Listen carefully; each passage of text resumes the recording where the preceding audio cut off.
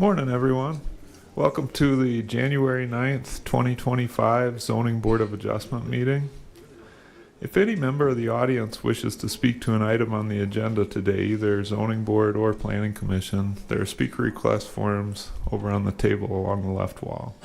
Please fill out the request with the agenda number of the item you wish to speak to and hand it to the staff seated over there. At this time, we would also like to ask that if any member of the audience has a cell phone or other electronic device, that you either turn it off or turn the ringer to silent. If you need to take a call, please step out to the hallway so the meeting is not disrupted. Public hearing on item number 1, 24 VA 017 is hereby opened.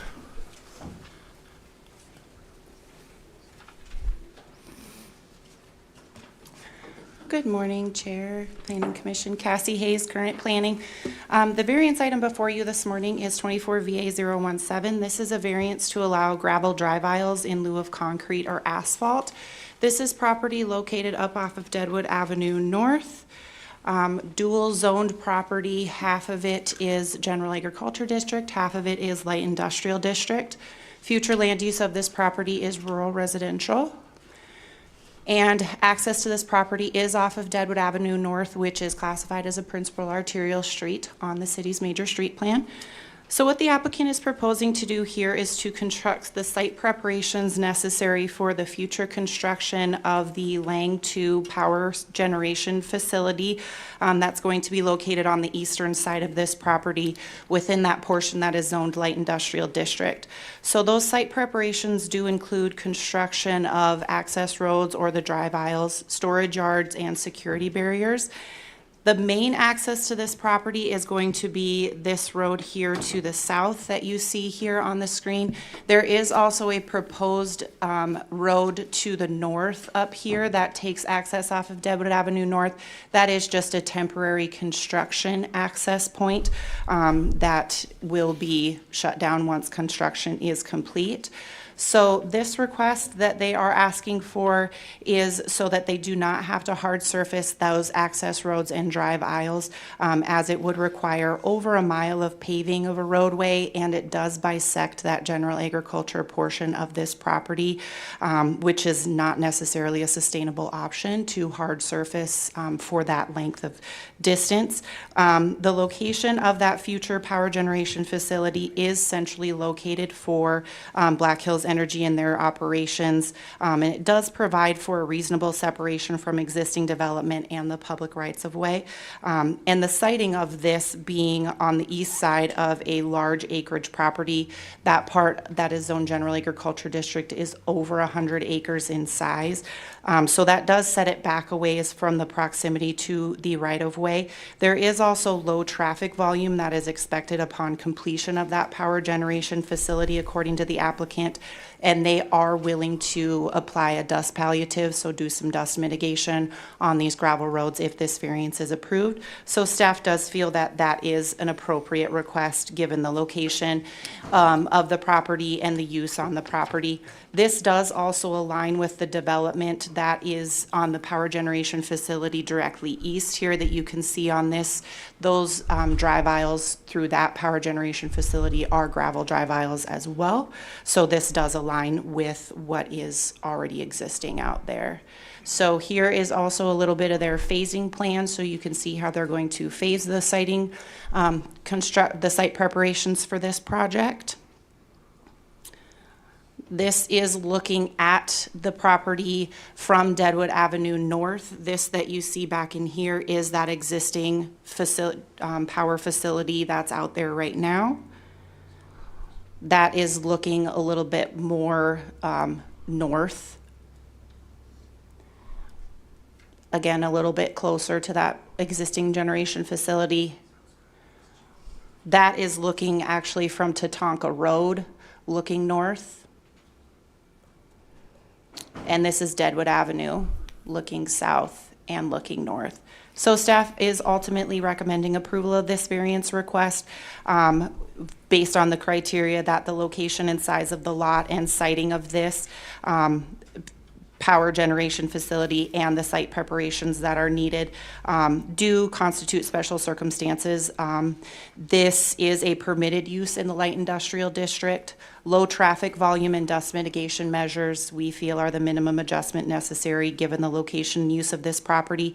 And this property is located in an area of large undeveloped properties and also developed light industrial uses, so it does appear to be in harmony with the surrounding uses and does not seem to be injurious to the neighborhood or detrimental to public welfare. So we are recommending approval with the stipulations noted in the staff report, and I'll stand for any questions. Mr. Chair. Thank you, Vicki. Yes, Cassie, could I have you go to the site plan again? Yes, ma'am. You've had to review similar variances over the years for utility sites, some for the city. And it really did meet the criteria for us to support it as we have in the past. This site does sit a significant distance from Deadwood Avenue. It has such limited maintenance traffic that it doesn't really support that it be paved at this time. There is a 60-acre section that's between the substation site and Deadwood Avenue. Cassie, if you can kind of put your arrow on that. Yep, this right here. That's right now being held in reserve as general ag. We anticipate that in time that will build out to be a commercial project. When that happens, whether through a building permit or through plating, then that access road on the south would then have to be built to city street design standards at that time. But until that happens, and for this purpose, allowing it to be gravel as just an access drive appears to be the best option. So based on the special circumstances and the minimum adjustments that Cassie noted, we are hopeful that you will support this variance. Thank you. One quick question while we have the site plan up. I noticed on one of the photos that there's signs up for GCC. Is there a quarry around there or something like that? Could we get the applicant to help us out?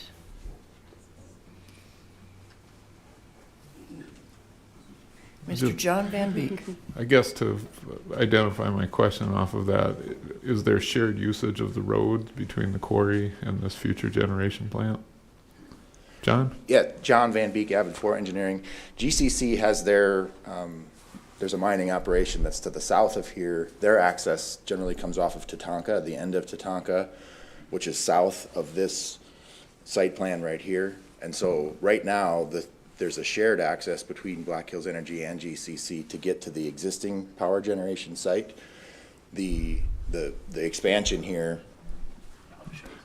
That would be the Yeah. road coming into Yep. existing Lang 1? Yep. Okay. Yeah, that's, they come in this way, right, John? Yep. Correct. And then GCC comes in over here. Correct. The access to the existing Lang is through GCC's property with an easement. This new, the expansion will essentially allow them to have an access of their own off of Deadwood Avenue. Gotcha. Okay. You Thank can you. see it a little bit better on this aerial picture. So here's Tatanka Road coming down, and then here's that access. This down here is GCC Okay. property. Haven, I'm sorry I jumped the gun, but Thank you. Vicki, I think you answered my question that I was going to have with regard to the future development of the west part of it and the requirement for that road then to be paved. So I think I understand that, so I would move we approve with the stipulations. Mr. Chair, Vicki? could we get the motion maker to add due to the special circumstances and minimum adjustment? Well, Yes, I will add that to the motion. all right. Is there a second to Haven's motion? All right, Alicia made the second on that motion. Any discussion on the motion to approve this item? All those in favor, please say aye. Aye. Any opposed? Motion carries. That was our only item on the Zoning Board of Adjustment this morning. Look for a motion to adjourn that. All right. Brooke made the motion to adjourn. Eric Heikus seconded that. All those in favor, please say aye. Aye. Any opposed? Okay, now we will commence the Rapid City Planning Commission meeting for January 9th, 2025. Again, if you wish to speak to an item on the agenda today, please grab a speaker request form over along the left wall, hand it to the staff that's seated over there, and we'll make sure we recognize you on your particular item you wish to speak to. I'm also going to note this time we have a number of speaker request forms, so I'm going to ask everybody that I need you to keep to 3 minutes or less today, and I'm hoping that the IT folks behind the curtain can help me with that.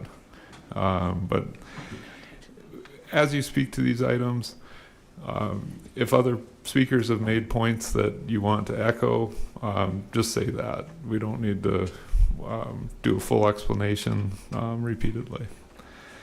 Also, if you've come in late and you have a cell phone on you, please turn it to silent. If you need to take a call, please step out to the hallway. Items 1 through 10 have been placed on the consent calendar and may be approved as a group today. Action will be taken on all consent items in accordance with staff's recommendation by a single vote. Any item may be removed from the consent calendar by any planning commissioner, staff member, or audience member for separate consideration at this time. The findings of this planning commission are recommendations to the city council. The city council will make the final decision with the exception of the following item. Item 9. 24 PD 027. The Rapid City Planning Commission action on this item is final unless any party appeals that decision to the Rapid City Council. All appeals must be submitted in writing to the Department of Community Development by close of business on the 7th full calendar day following action by the Planning Commission. Are there any items 1 through 10 that staff would like removed? No, thank you. Any items 1 through 10 that any planning commissioner would like removed for separate consideration? And are there any items 1 through 10 that any audience member would like removed for separate consideration at this time? The chair would then entertain a motion to approve items 1 through 10 in accordance with staff's recommendation. All right, Mike Gallagher made the motion to approve items 1 through 10 with staff's recommendation, and Karen seconded that motion. Any discussion on the motion? All those in favor, please say aye. Aye. Any opposed? Motion carries. Item number 11. Good morning, Kip Harrington, Long Range Planning. Item number 11 is 24UR026, which is a major amendment to a conditional use permit to expand the use of on-sale alcohol in conjunction with a restaurant located at 514 Mount Rushmore Road.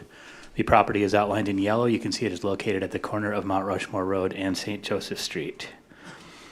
The zoned central business district and the future land use is downtown, and Mount Rushmore Road is identified as a revitalization corridor in city's comprehensive plan.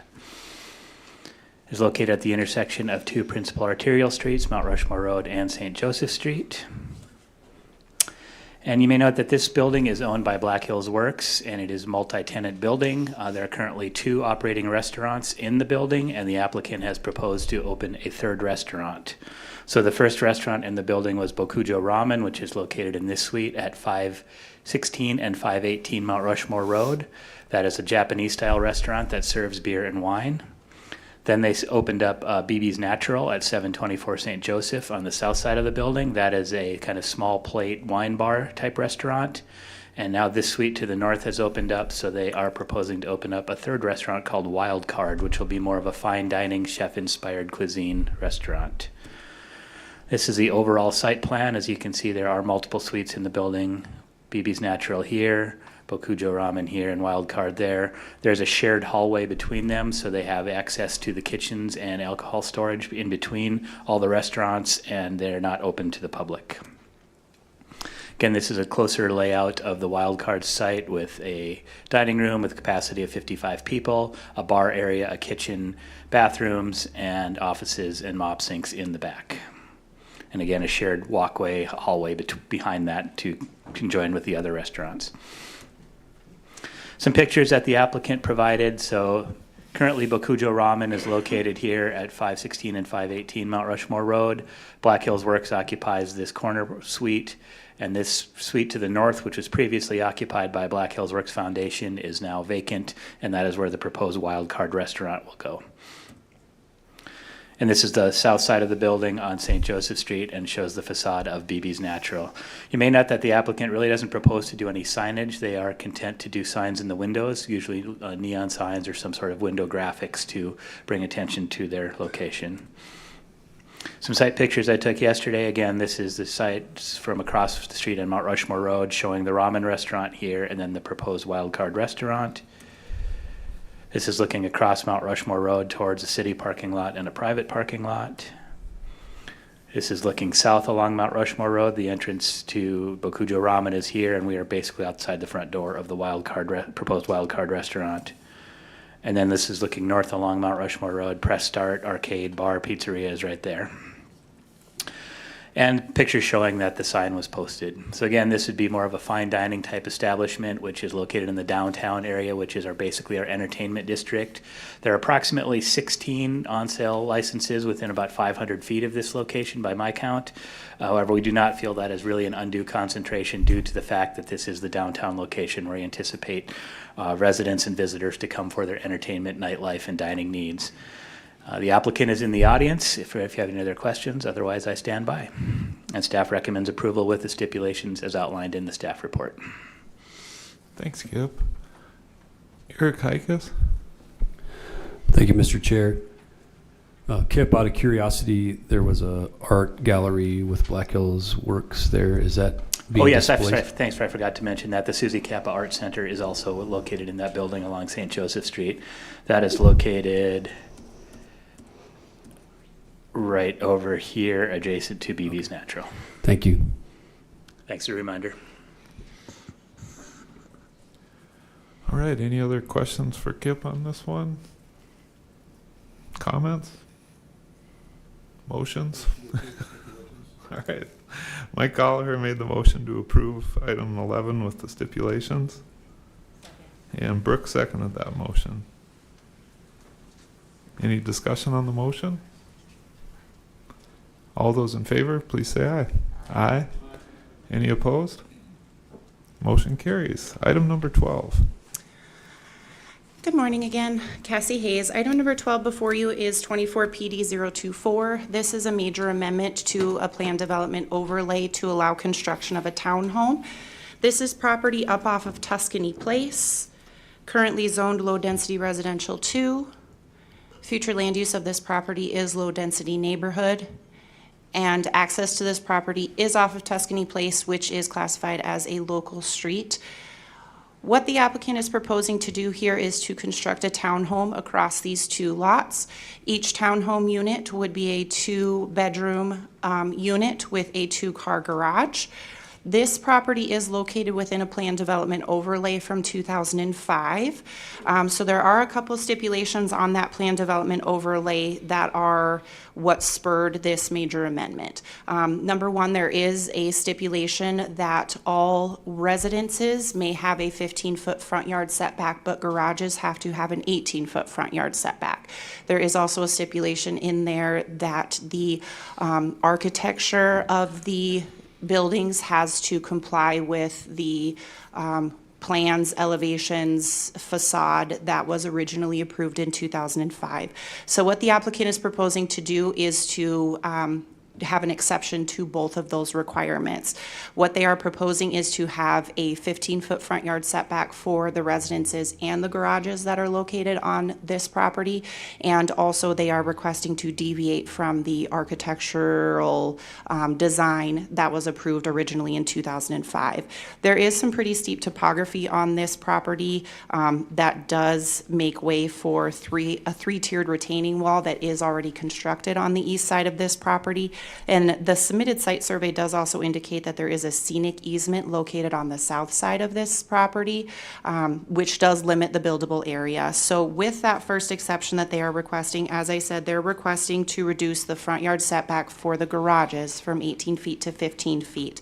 What they are supporting is that it is located at the end of a dead-end street with no through traffic that's currently allowed, and the 15-foot front yard setback would still place the townhomes 21 feet from the interior edge of the sidewalk that already exists off Tuscany Place. And with that existing retaining wall being something that they do have to deal with during construction, they do feel that a 15-foot front yard setback would allow them to have the highest and best buildable area for this property. The purpose and intent of that setback is to ensure that vehicles that are parked in that driveway do not overhang into public right-of-way or across sidewalks. So as I mentioned, they are proposing 2-car garages in both of these townhome units, and they are proposed to be about 24 feet by 26 feet. So that depth of 26 feet does leave a little bit of wiggle room for them to be able to reduce the depth of those garages and meet that 18-foot front yard setback. That setback reduction does not provide for sufficient space in front of the garage to prevent vehicles from extending out into that right-of-way. Even though it would be 21 feet from the edge of the sidewalk, you'd still be extending into public right-of-way with that 15-foot front yard setback. It is also important to note that Tuscany Place, let me go back to an aerial picture here. Tuscany Place is the sole access for this property directly to the north. That is currently a little over 15 acres, currently undeveloped. There are some topographical constraints that could limit development of that property, but with some innovative design, you just never know if that property could at some point be developed, and Tuscany Place is the sole access. So having retaining that 18-foot setback for any sort of future development that goes to the north is important. So staff is not in support of the exception request to reduce the front yard setback for the garages to 15 feet. The second exception that they are requesting, like I mentioned, is to deviate from the plans and the elevations that were originally approved in 2005. What they are proposing to do is to still provide that Tuscan style that was originally intended in 2005, just with a little bit different design. It does match the current structures that are already up there. It has a stucco siding. It has asphalt shingles that somewhat resemble tile. So it still does give that Tuscan feel. They have also received approval of the architectural plans from the Architectural Review Committee for that subdivision as well. So staff is in support of that exception request based on the fact that it does still, it is still in harmony with what is already existing up there. So this gives you some elevations of what those townhome units are going to look like. This is an interior floor plan showing you the interior layout of each unit. These are pictures that the applicant provided showing that style of the exterior and the architecture of the buildings. That is what they are proposing to conform with. More pictures of the surrounding neighborhood. This is the style that was originally approved in 2005. So as you can see, all of the houses up there have deviated from this to a certain extent. Again, what they are proposing still provides that Tuscan type feel that they were looking for. I do also want to note that this plan development, when it was originally approved, did also require fire sprinkler systems to be installed in the residences due to low fire flows up there. The fire flows have not increased, so they are still required to install fire sprinkler systems, and they have indicated that they are willing to do that, and those will be installed in this townhome. So ultimately, staff is recommending approval of this request. I'll show you a few pictures of this. So this is as the property exists today. You can see that 3-tiered retaining wall that's already existing to help with that steep topography. This is Tuscany Place. And this is Tuscany Place looking towards that undeveloped property to the north. So staff is recommending approval with the stipulations noted in the staff report. However, I do want to point out that it does stipulate that the exception to modify the architectural design is granted, and the exception to reduce the front yard setback for the garages is denied. So I will stand for any questions, and a representative is in the audience today if you have any questions. Thank you. We do have a few speaker requests on this. Are there any questions for staff ahead of those? All right, Ryan Hall.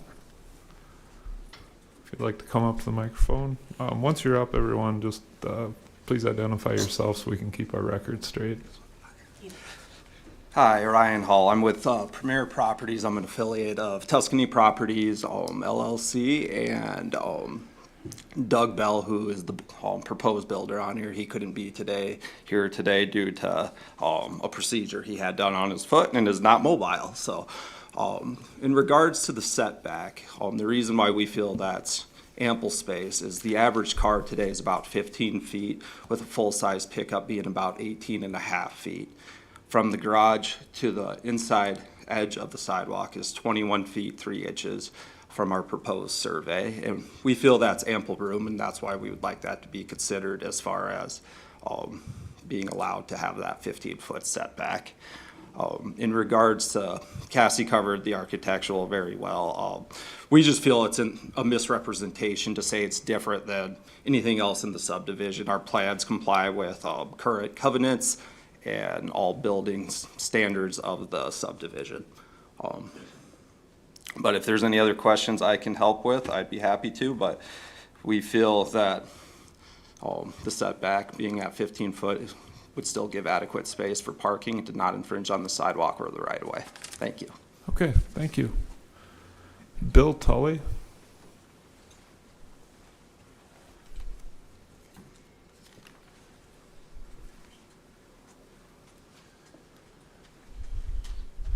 Hi, good morning, Bill Tully. I live directly across the street on one of the townhomes to the south townhome, 3731 Tuscany. I hope this doesn't get approved mainly because of aesthetics, and that might sound funny, but those homes up there are all appraised at over $500,000, and the closer you are to the street, to me, that lessens the property value and the overall appearance of the neighborhood. So I'm not in favor of this setback at all. And secondly, I'd like to know if the shingles on the roof are going to be the same color of all the existing townhomes up there, and with the bent overlay on the front eaves. And that's about it. Thank you. Thank you. Bill Welk.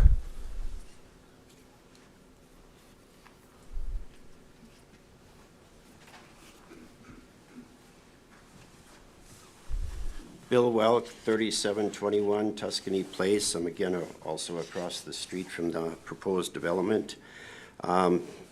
I'm opposed to the changing the setback and agree with the planning department. Even though the average vehicle may be 15 feet, if somebody buys a full-size truck with a crew cab and a long box with a hitch and receiver on the back, you're looking at 21 feet in length. So you've got the full driveway being used, and not too many people park with their bumper up to the garage door. And I agree that it also would kind of cheapen the neighborhood if you have houses that are set so much closer to the road than on the other side.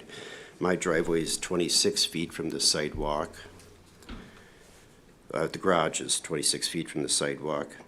The deviation from the plans and elevations, Cassie explained it a little bit better than what we had in the packet, so I guess I'm not too concerned with that. But an important point that should be noted is that there is a Black Hills Energy easement on the north side of that property, and the house is proposed to be built in that easement.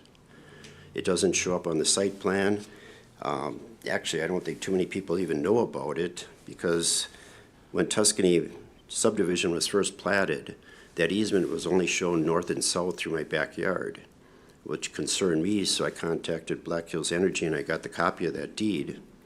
And that easement also runs east and west across the north line of that subdivision. So there's about 14 or 15 feet, because the pole line is 1 foot north of the subdivision boundary, and the easement's 30 feet wide, centered on the pole line. So that would have to be vacated partially. They did it for my house, because my house was built in that easement also, which wasn't known at the time. So that would have to be included as a contingency, which is not in the staff report at all.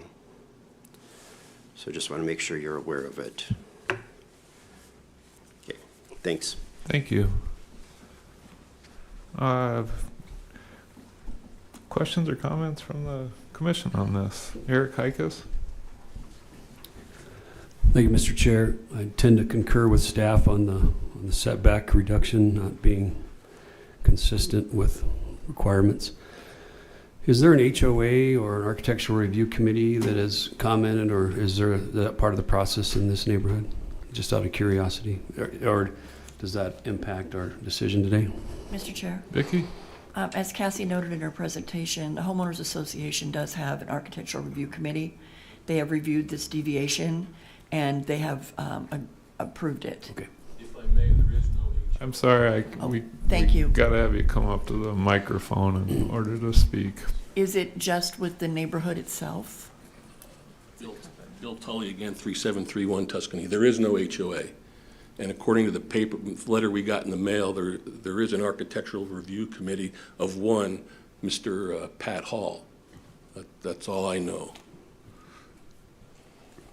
And there was did you receive the email from our other neighbor who is not in concurrence with this? Okay. Yeah, we have it up here. Mr. Chair, Vicki?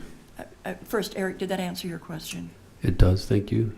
And I think that what we saw today and the comments that we did get from the neighbors, there is similar design with the stucco and the colored tile that does give that Tuscany flair. I think when we look at those original elevations that were submitted with the 3 stories and the trellises and the balconies, those are breathtaking designs. This is at the very outer edge of this this development, so it will have minimal impact on the existing homes.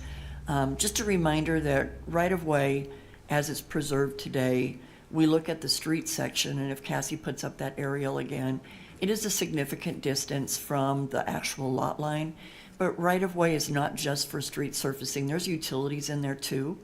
And over time, maintenance of those utilities. And so from a city's perspective, we need to ensure that there's no encroachments in that right-of-way when we need to get in there and do work going forward. I do appreciate that Bill commented on the existing easement from Black Hills Energy. That must be filed by a miscellaneous document, which we would not have access to. When a site plan is submitted, the property owner is responsible to identify any miscellaneous document easements that are recorded. We've not verified that, but if we add the stipulation that says prior to issuance of a building permit, any easements along the north lot line that the structure would encroach into shall be vacated in whole or part to allow the encroachment. And then if the easement doesn't exist, it's no issue. If the easement does exist, the property owner will have to work with Black Hills Energy to vacate that portion of the easement. All right, thank you, Vicki. Kelly Arguello? Thank you, Mr. Chair. I guess since the owner can't be here, it'd be a question for Mr. Hall. I just want to make sure I hear you correctly. So the main driver for the setback request is view. In other words, are there any underground, civil, structural limitations that would prevent that house from being placed further back in the lot? Is the view the driver for this request? Am I hearing that right? Mr. Hall, if you're willing to come up to the mic to answer that.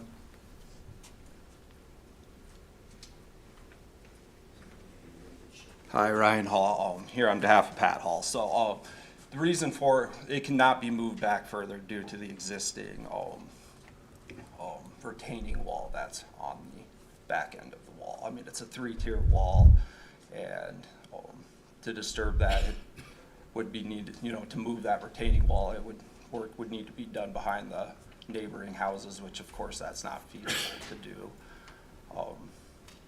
Does that answer the question?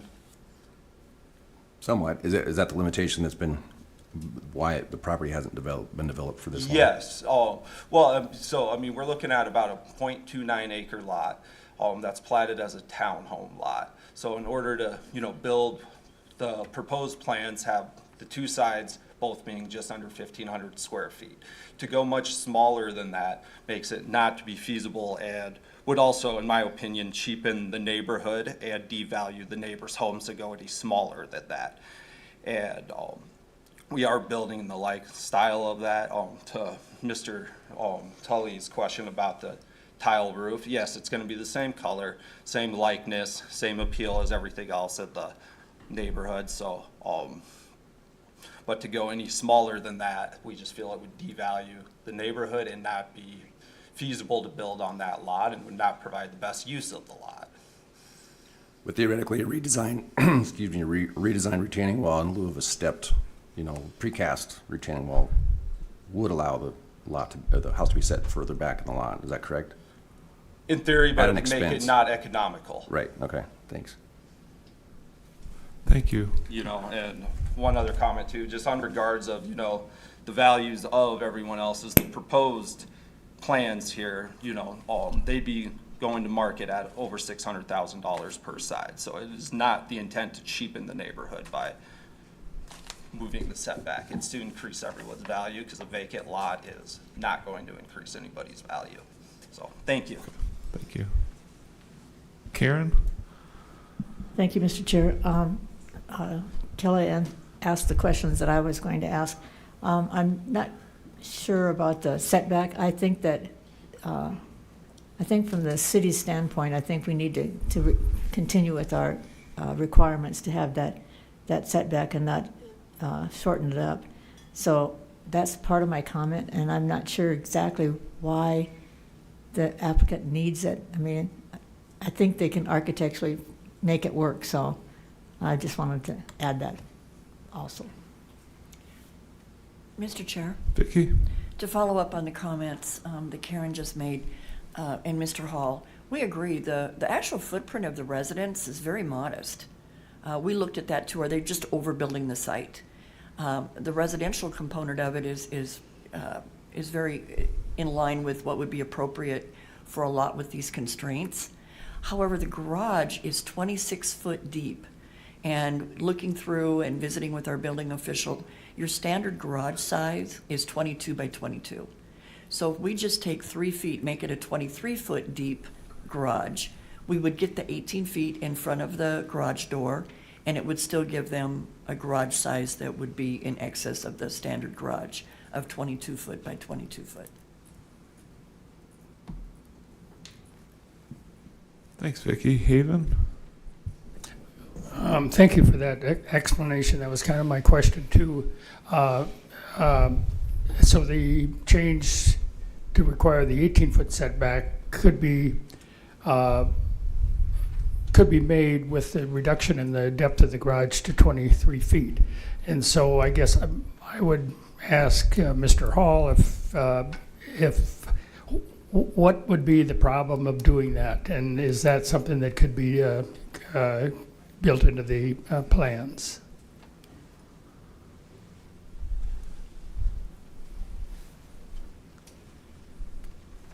Thanks for coming up again. Yeah, absolutely. Thanks for having me up. So the theory behind the 26-foot garage is that, it is a very nice, clean neighborhood, and that is the owner of the lot and the developer of the neighborhood's intent is to keep it that way. And by having a 26-foot garage, it allows ample space for if somebody does buy that full-size crew cab long box pickup, that's going to be about 20 feet. They have ample room to still park it in the garage and not have that large work truck type vehicle sitting on the driveway and devaluing, the aesthetics of the neighborhood. So the theory is that any owner of the property will have ample room to still park in the vehicle, because a 22 or a 23 foot garage, when you're pulling in a 20-foot vehicle, as anyone who's ever done that knows how tight it is, which encourages you not to park in the garage and leave your vehicle out on the driveway, which is not the intention. And with the shorter driveway, we feel that driveway is going to be used for the majority of guest visitor parking and would still allow ample room for them not to encroach on the sidewalk. So, thank you.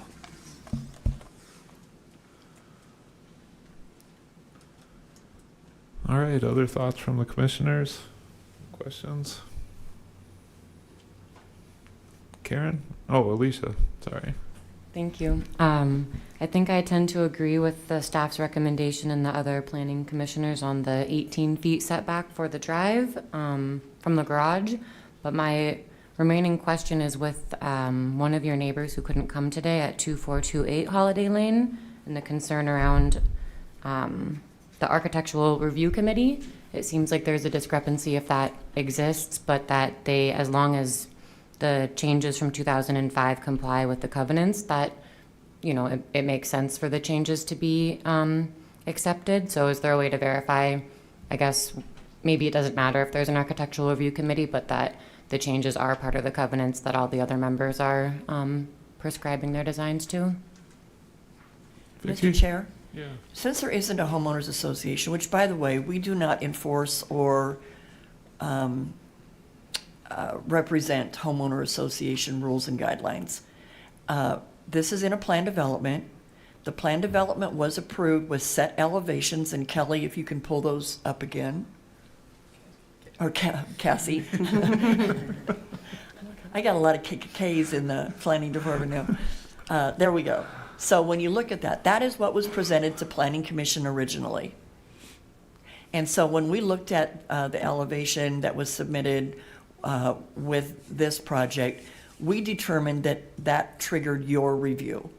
That did not align with, and if you'll go now to the projection that has been, go back to the one that shows is the white stucco one, the as-built of it, or projected as-built? This one is, yeah.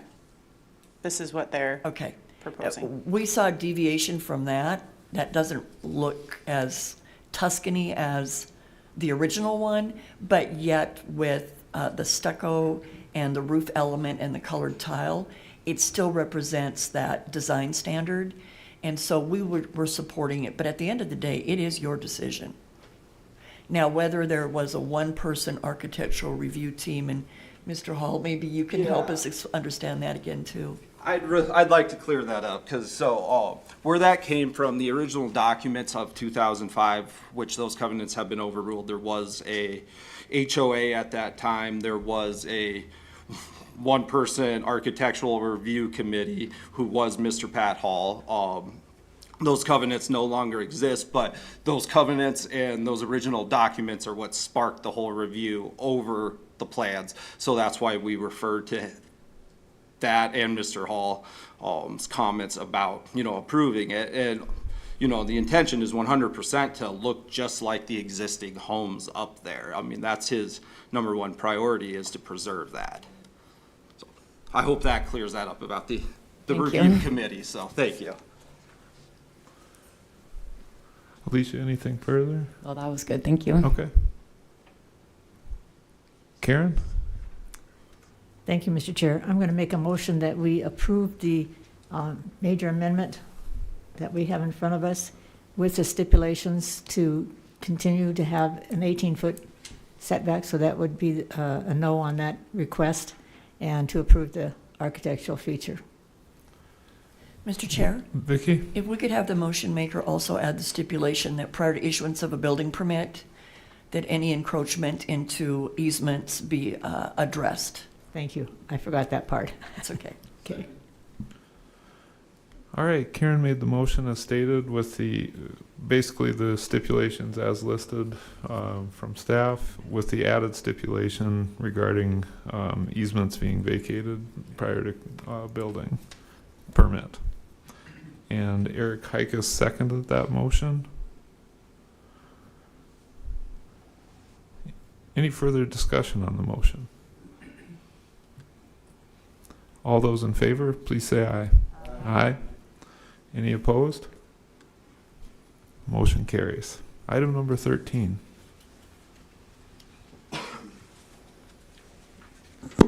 Good morning. So this item is a major amendment to a plan development overlay to allow a building expansion and various site improvements at the Walmart Supercenter at 100 East Stoomer Road.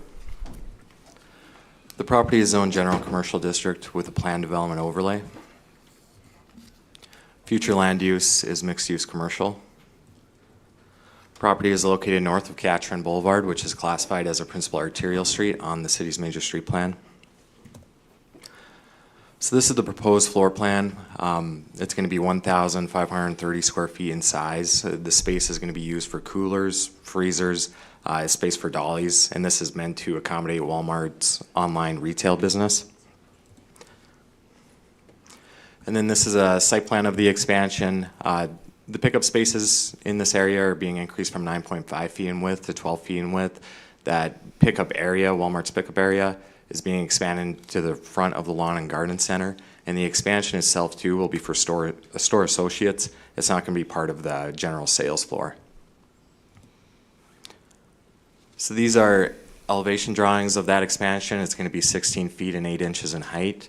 It's going to be masonry. It's going to be brown with brown and tan hues, which matches the existing store. So these are just overall elevations of the store. The expansion is shown on the left elevation, but you can see the store has that brown and tan hues similar to that expansion. So this is the overall site plan. The applicant has requested an exception as part of this application to reduce the parking requirement from 738 to 727. So staff is recommending that this exception be approved. We feel that Walmart's existing parking lot is adequate to serve their customers and to serve their employees. So public notice was posted on the property. This is looking at the existing pickup area. You can see it in the back. And then this is looking at the front of the lawn and garden center. So these parking spaces right here are being converted to pickup spaces. So 21 of these spaces will be changed to pickup spaces, and there's going to be that cart corral will be moved as well. This is looking east on Stumer and looking west along that same street. So staff is recommending that this item be approved subject to the stipulations outlined in the report. Stand by for any questions, and the consultant is in the audience as well.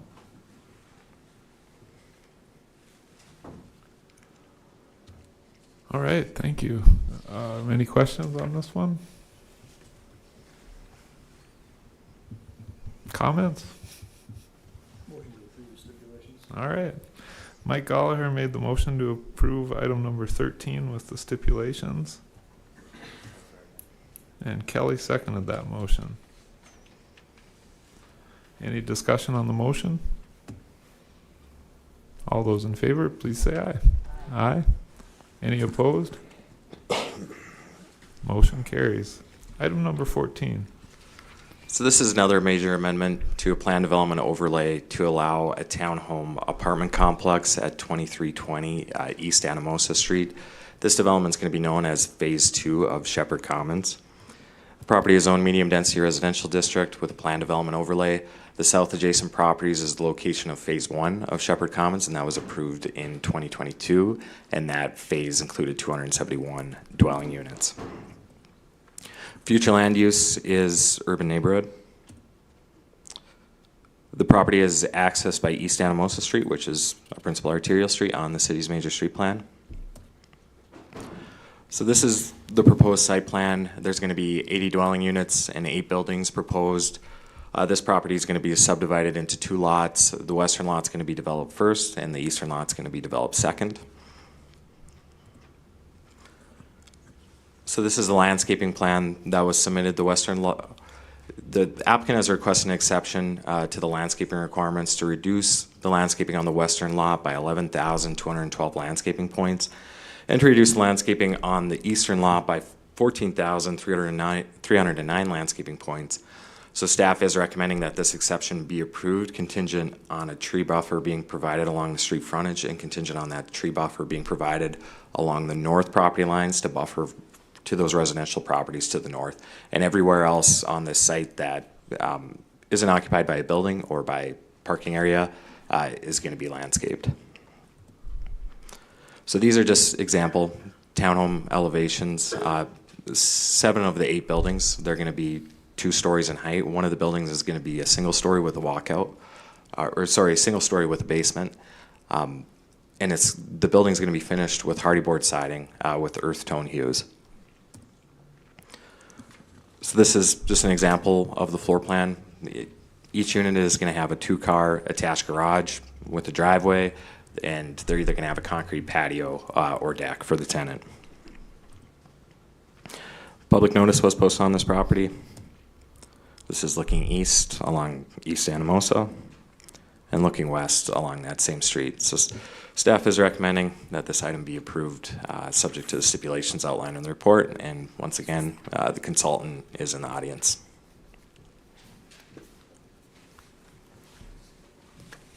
Thank you. Any questions on item 14? Comments? All right. Mike Gallagher made a motion to approve item 14 with the stipulations. And Karen seconded that motion. Any comments on the motion to approve? All those in favor, please say aye. Aye. Any opposed? Motion carries. Item number 15.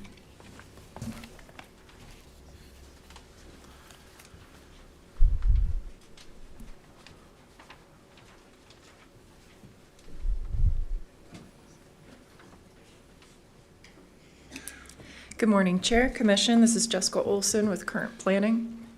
Today we have a conditional use permit, number 24 UR 025.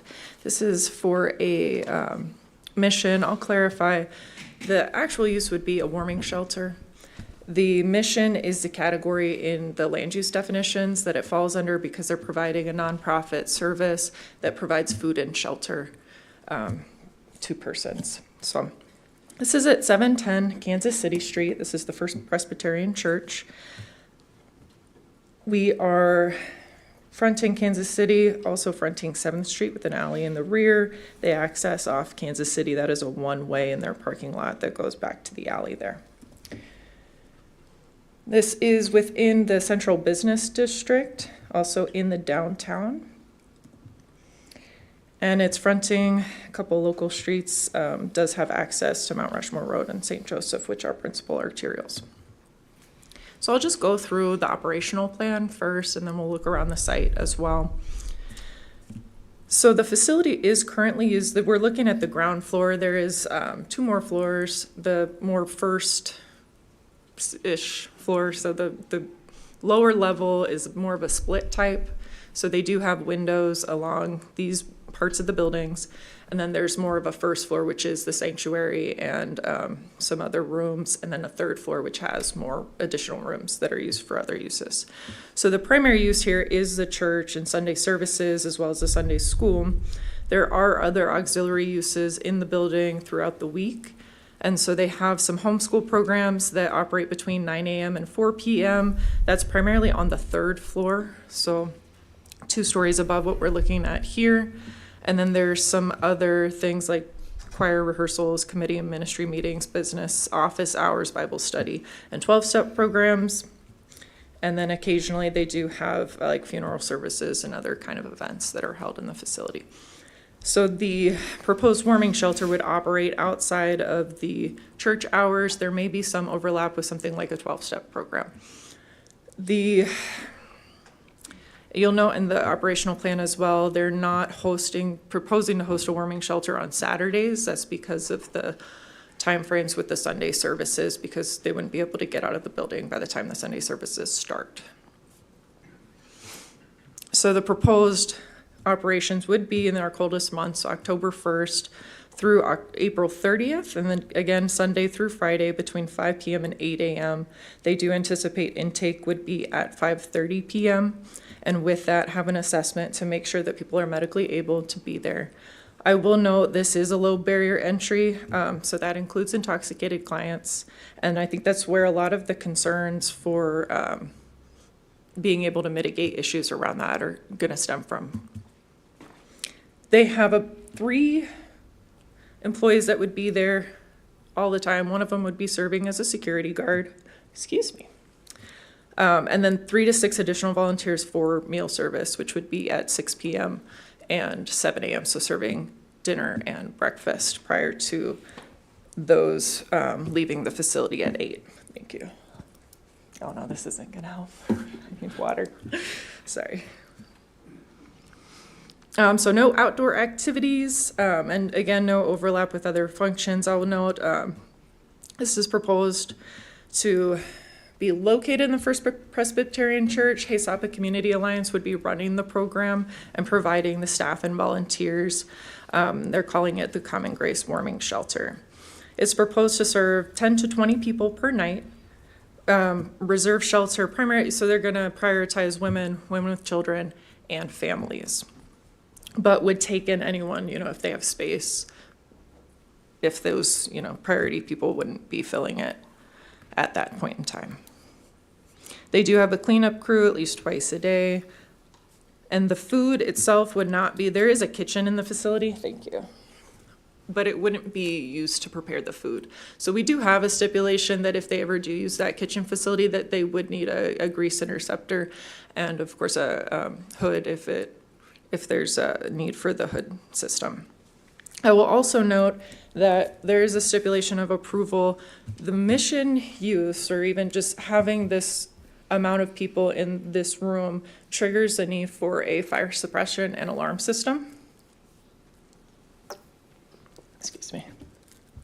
And so that is a stipulation of approval that would need to be in place prior to the use going in that portion of the building, and it would just need to be for the areas that they are proposing to use that for, as well as the egress hallways that are connecting to this room. So in the stipulations of approval, we've identified some things that can mitigate issues that are internal to the building. Staff is not providing a recommendation of approval because there are issues that can't be mitigated outside, again, as I noted with the intoxication, as well as potential loitering outside business hours for this location.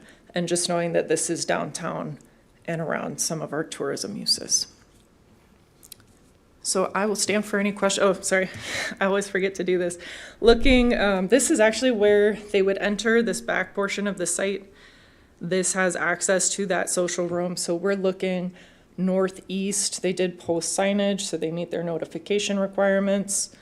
This is the front of the building where the sanctuary is. And then this back entrance leads to that social room. This is the parking lot on the west side of the building. This is the south side looking west. There is a playground in the middle between the buildings, as well as the right-of-way, the large sidewalk, and some benches as well. And then we're looking southwest again. You'll note the Doll is across the street, as well as another religious facility. Pennington Title is over here. We've gotten comments from them as well. Now we're looking east. There's another church facility over here. There's a US Bank both on this corner and then behind the building. This is where the children enter for the homeschool, and they're up here on the third floor.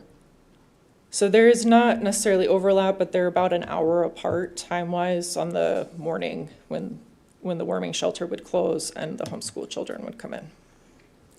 This is behind the building to the north. On the other side of the alley, a bank, and then this is the back side of the building with that alley, some other office buildings, and then again, that entrance would be on this back side in the corner. So I'll go back to here. I'll stand for any questions. Thank you. All right, thank you. Mr. Vicki? Chair, thank you. Thank you, Jessica. That was a lot of information. These are really hard. There is a great effort by those that are trying to help those that are unhoused in our coldest months, and we all recognize that. Based on our ordinance, having that facility at this location meets the definition of a mission. A mission is a conditional use in the central business district, not a permitted use, because it's not appropriate at all locations. Also, we look at the operational plan. Does the operational plan mitigate any negative impacts that might be imposed upon the neighborhood? When we looked at this specific location, and when we looked at the operational plan, we could not bring you a recommendation to approve. And I know we've laid it before you today, primarily because we wanted the applicants to be able to speak to you directly, and we wanted the neighborhood to also have a voice. so that you can gather all that information as you're making that decision.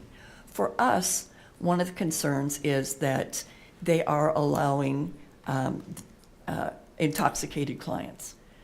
From past history with these type of outreach programs, we know that many clients will enter the neighborhood early, and if they're intoxicated, that's going to have an impact on area property owners.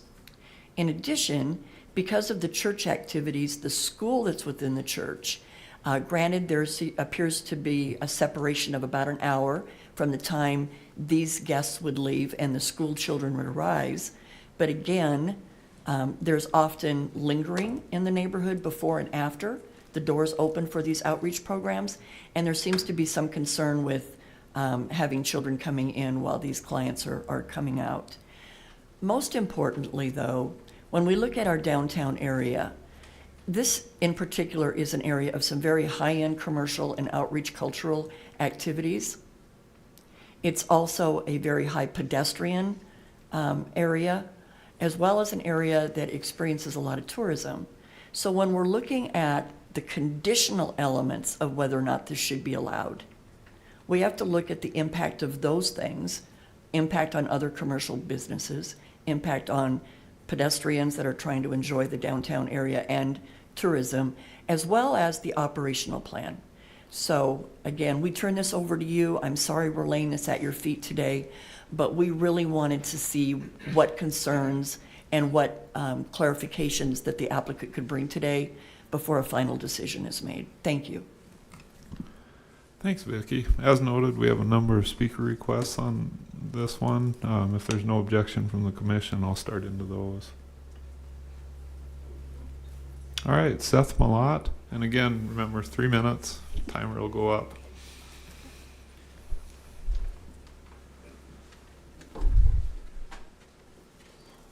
I was hoping I wasn't going to be the first one, but I appreciate it. Man, thank you so much, committee, for hearing me. I appreciate your discretion and consideration.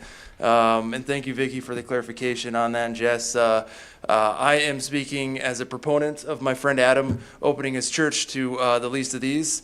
Honestly, I'm kind of struggling with the idea of asking the government for permission to do that.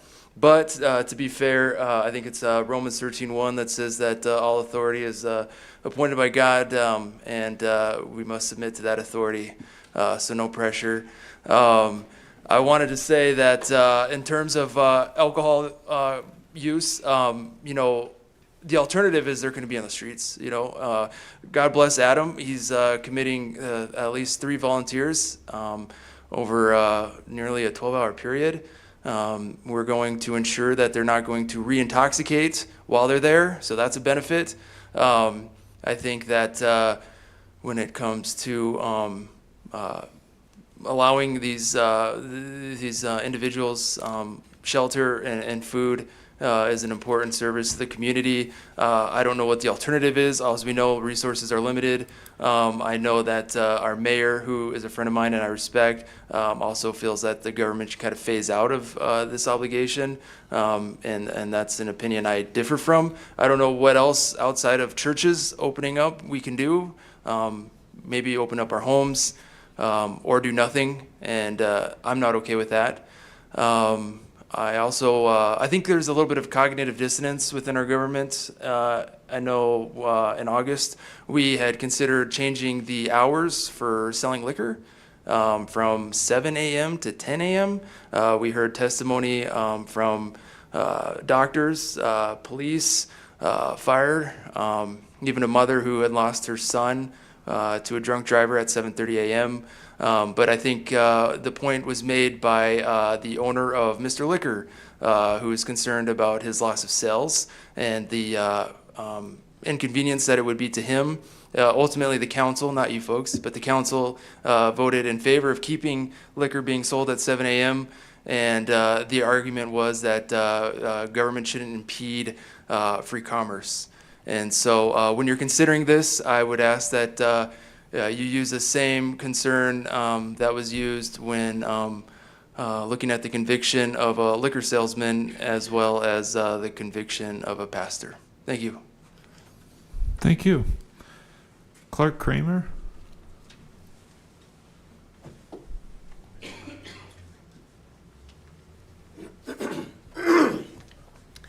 Good morning, I'm Clark Kramer. I'm a partner with the Cato Thorstensen accounting firm. We are located at 810 Quincy Street, so we're a block and a half or so from the First Presbyterian Church.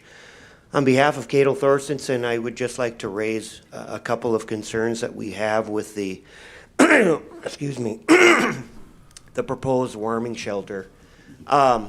We've had issues. We share an alley with the YMCA, and that alley, even though we've attempted to provide more lighting in that alley, we still get lots of traffic, foot traffic, down that alley, primarily in the evenings and overnight.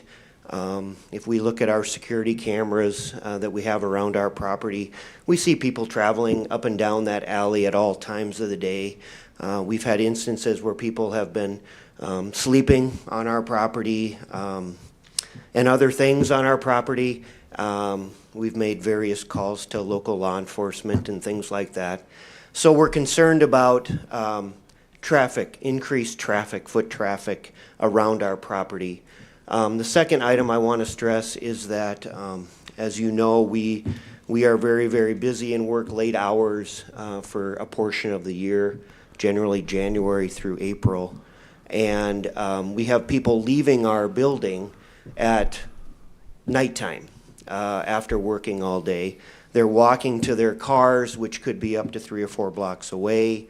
And so we have some concern about the safety of those people if there is increased foot traffic in connection with the warming shelter. So, thank you very much. Thank you. Adam Knudsen?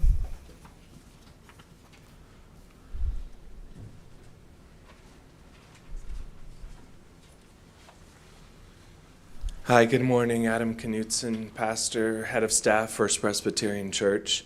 Thanks for the opportunity to address you. Like my friend Seth said, it's sort of weird. Our congregation has been here in Rapid City more than 125 years on the corner of 7th and Kansas City, and now we have to ask you all for permission to do what we feel like God has called us to do, to serve the least of these, to share God's love, to build God's kingdom. And so what we're asking is for the ability to take some people off the street, some people who might be cold, some people who might be in trouble, some people who might be at risk, like some of the people that have died in our city this year and every year because it gets cold. And we have a lot of resources, we have a lot of services, and there are gaps. I appreciate what our neighbors have said, and you might hear from some of our other neighbors as well. Risk of people being on the street late at night, that's what we're trying to do.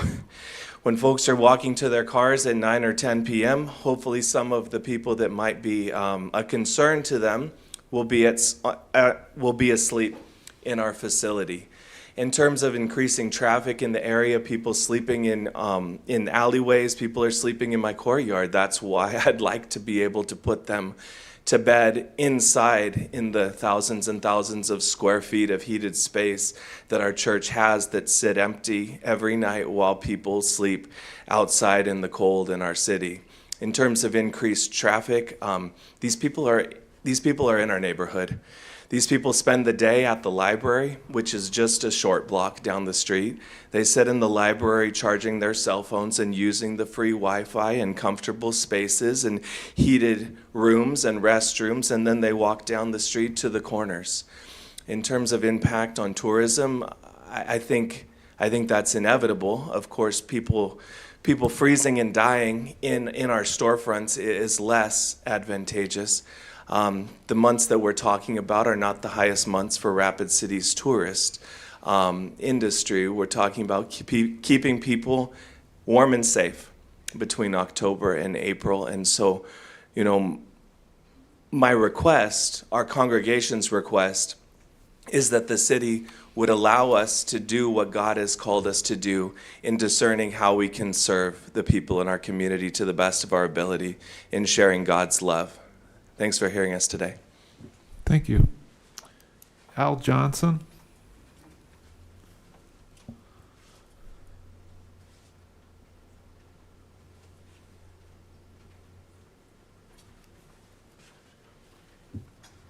My name is Al Johnson. I'm from First Presbyterian Church. I'm a trustee there. It's my name that's on the application. Several years ago, we became more and more convicted that we needed to use the space in our church that wasn't being used for most of the week for beneficial purposes for the community. This last February, we considered applying for a grant to do whatever needed to be done to our facility in order to make it more useful.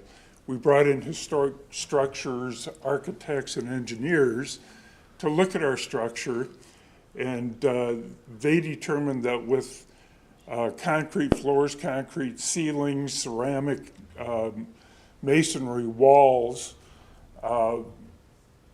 it was a safe structure. And we did not at that time have a warming shelter or anything like that in mind. But this fall then, and we determined we didn't need to apply for that grant. This fall then, when we had a dozen people sleeping in our courtyard, we became aware of that need, but it wasn't until Haisapa Community Alliance came to us and requested space to do a warming shelter that we put those connections together and saw God's hand at work. We received a letter from the city saying that we could not allow camping, and I know a lot about camping. We couldn't allow camping in our courtyard, and so we put up signs that said that, you know, that camping or overnight stays are not permitted in the space, and that immediately solved the issue. And the reason I bring that up is that if there's concern that people will not comply with the idea of leaving the area or not coming in early, they are very compliant with our request not to sleep overnight in the courtyard, and I suspect they'd be compliant as well with requests to disperse from our immediate area when the shelter is closed in the morning or before intake in the afternoon. Those operational questions would best be directed towards Haisapa Community Alliance, but I would like to, as the applicant and the facility, request that the sprinkler requirement be either deferred for a year to allow us to reapply for a grant, because it's a very expensive procedure to run a 4-inch line from the city main into the building and then construct the sprinkler system. And the sprinkler company we talked to wouldn't touch it while the ground was frozen, which would mean that we would have people frozen while we're waiting for the pipe to come in. And again, the architects and engineers said we had a very low fire risk in our building because of its construction. Could you wrap up, please? I just did. Okay, thank you. Corey Condon.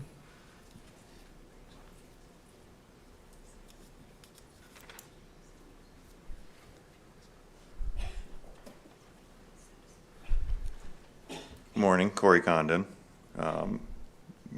We just have some kind of follow-ups from planning, and kind of some of the questions is are they able to take some of those funds that they're going to provide for this warming shelter and apply it maybe toward Cornerstone or One Heart to expand some of those programs in a way that's beneficial to the group that they're referencing to their application.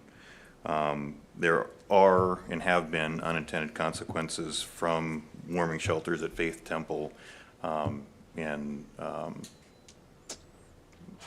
the Hope Center in the past that weren't intended. They just grew into things that weren't beneficial for the community as a whole, both businesses and residential in the area. We just hope that you deny the permit. I know Greg Wick from Pennington Title wrote a great letter highlighting some of the things that I think most of the downtown business district agrees with, without going to everybody and getting this big long letter signed by everybody. We do think the intention is pure.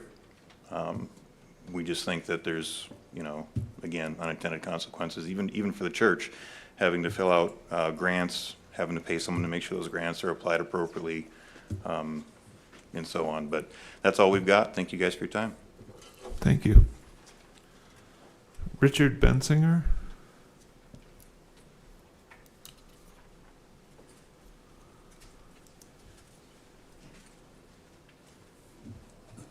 Thank you. I'm Rich Bensinger. I'm the senior pastor at First United Methodist across the street from First Presbyterian, and certainly speaking strongly in support of Adam and his efforts to serve the people of our community that need that kind of service. If I had a slightly more progressive congregation, I'd be here asking for the same thing. It's a tragedy that we've got such wonderful facilities in our downtown area that we can't use to serve the community more than we currently are.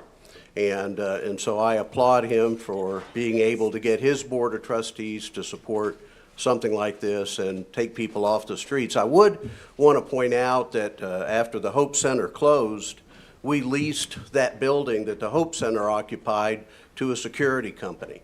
They provide security to our church for free at the corner of Kansas City and 7th. They also walk 24-hour patrols around that area, and they do mitigate any kind of activity going on in the alleyways and streets and stuff like that during the evening hours. So I think they would share the benefit of that security that we provide to our facility as well at their facility. But I think that there's a crying need for more warming shelters in our city, not less. I think that the unintended consequences that are happening in the overnight hours are not impacting tourism. They're not impacting businesses that are closed. And I think all we can do for the people in this community that need that kind of service, we ought to be doing. So thank you for your time. Thank you. Aaron Kruger?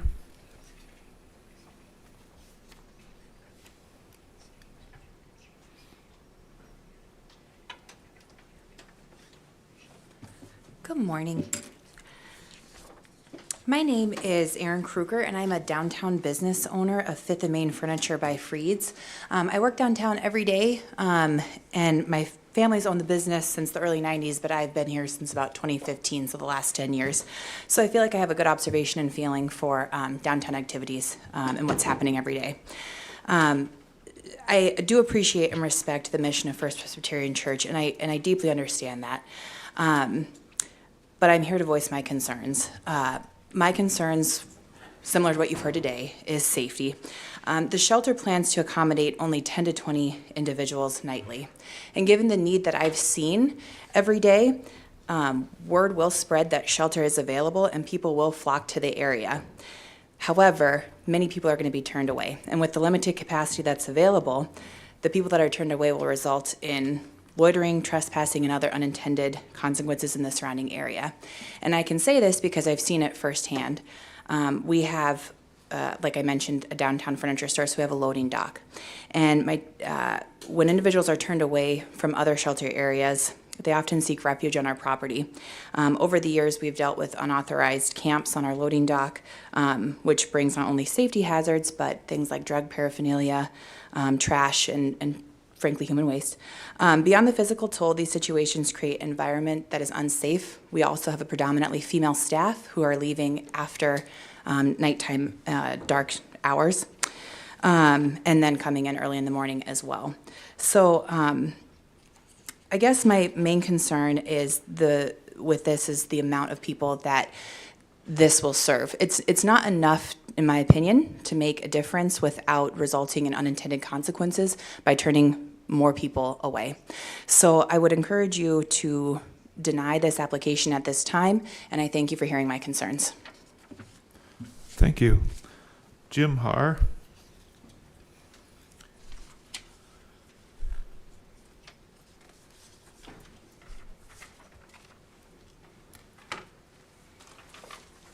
Good morning, Jim Haar here. I just want to reiterate what we've heard. There's great need out there, but the unintended consequences, right? We all live in this town, and there's safety, and there's loitering, and so don't need to reiterate everything we've heard. Just want to encourage you to deny this application today. Thank you. Thank you. Victoria Wilson?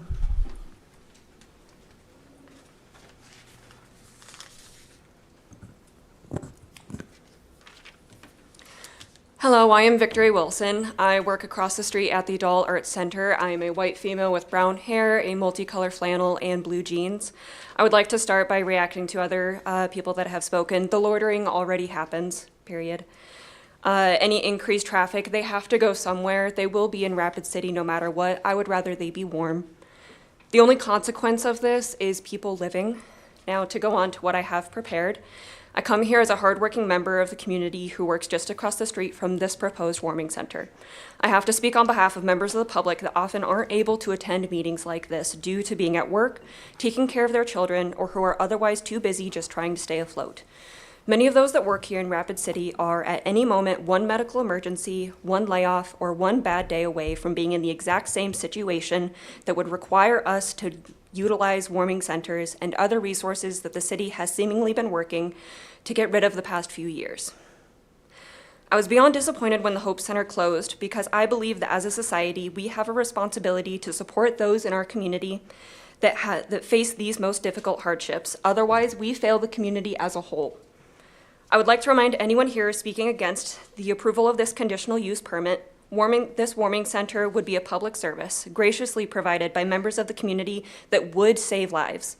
It is easy to understand that the denial of these services would likely result in the death of the people that need them. Excuse me for getting a little bit emotional. If you are here to force others to stop providing life-saving support systems, I ask you, what are you doing if not indirectly committing murder? To end my time, I ask those of you who are privileged enough to vote on this decision in this heated room while others are stuck out in the cold, please approve the conditional use permit for a warming center in the First Presbyterian Church. Thank you. Thank you. Caleb Rose?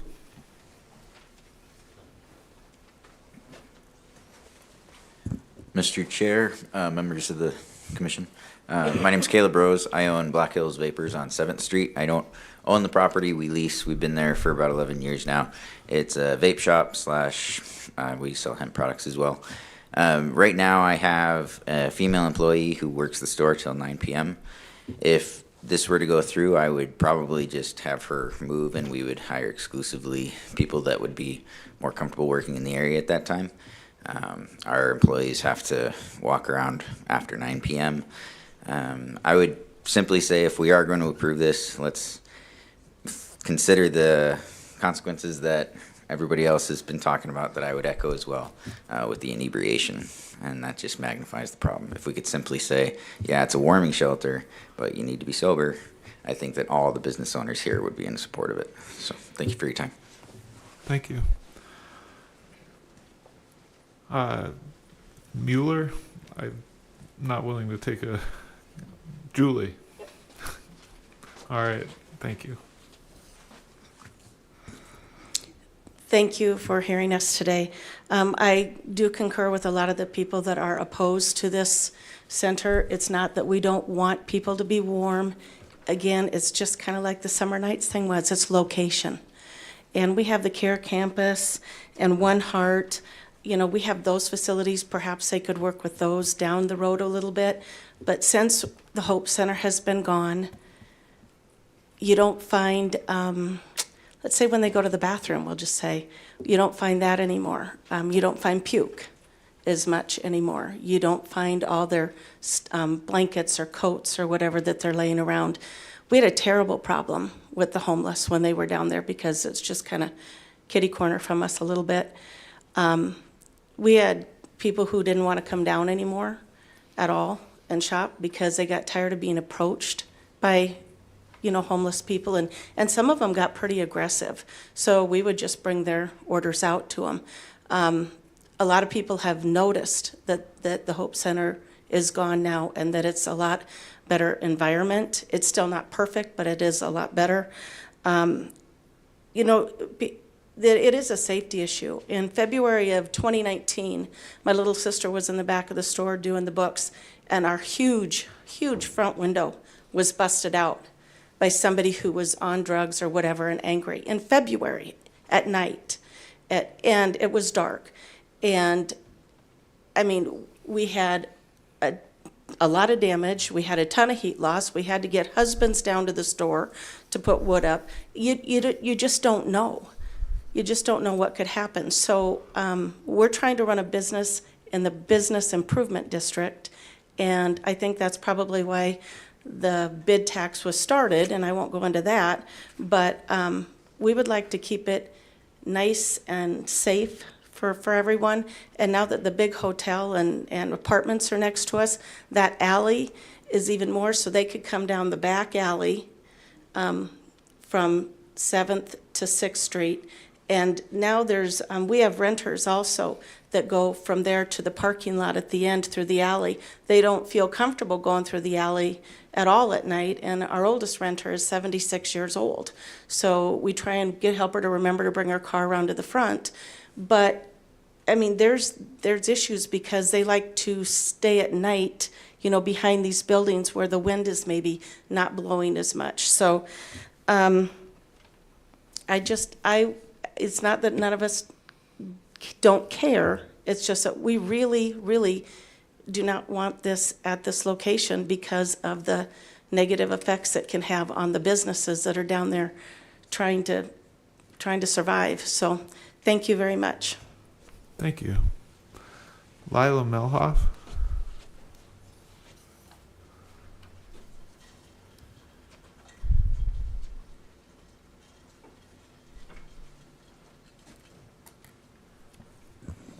Good morning, everyone. I'm Lila Melhoff, and I'm the Executive Director of HESAPA Community Alliance that is proposing to run the program for the Warming Center. I just wanted to share a couple of solutions and answers to some of the problems that I've heard today. One of the things about myself and my husband is we are also business owners in this in this community. So we do truly understand the concerns, but that is also something that we feel makes us, you know, more, we care so much about our community. We want to help with some of these solutions. One of the things that the reason why we wanted to put the Warming Center in is because it's actually a proven model across the country. I visited two back in 2022, and the interesting thing that I've found was when we talk about the problems of respect or damage or loitering or those types of things, the way we would address that is that we are going to create a culture of gratitude, right? The relatives will know that this is for them, right? We are going to ask them, and we're going to teach them, and we're going to instill the understanding that this is something that we want them to care for, and we want them to understand that we're doing this for them. So that was that's part of the reason why we're doing what we're doing. So also regarding you know, the loitering and the gathering, I believe the Rapid City Public Library is also kind of a warming center, right, currently? And how do they mitigate the gathering of the people after they leave or before they leave? They have a security guard, right? We would also employ 2 staff members and a security guard at all times, right? So we feel like that is a way to mitigate those issues that you're talking about. And we are not affiliated with any of the other organizations that have, you know, tried this. We are not affiliated with any of the other individuals. We are a Native-led, faith-based organization that is working on doing this and bringing this here because we really, truly feel there's a need for it. And as far as the low barrier issue, the intoxication, you know, if you have to blow to get in for this, the shelter, I believe it's not realistic to think that any of the relatives will necessarily blow clean, right? The ones that are struggling with the issues of addiction. Mrs. Melhoff, I apologize. There's a good chance that the commission will have questions for you, and we'll Right. probably call you up again. Thank you. Amy Ritchie.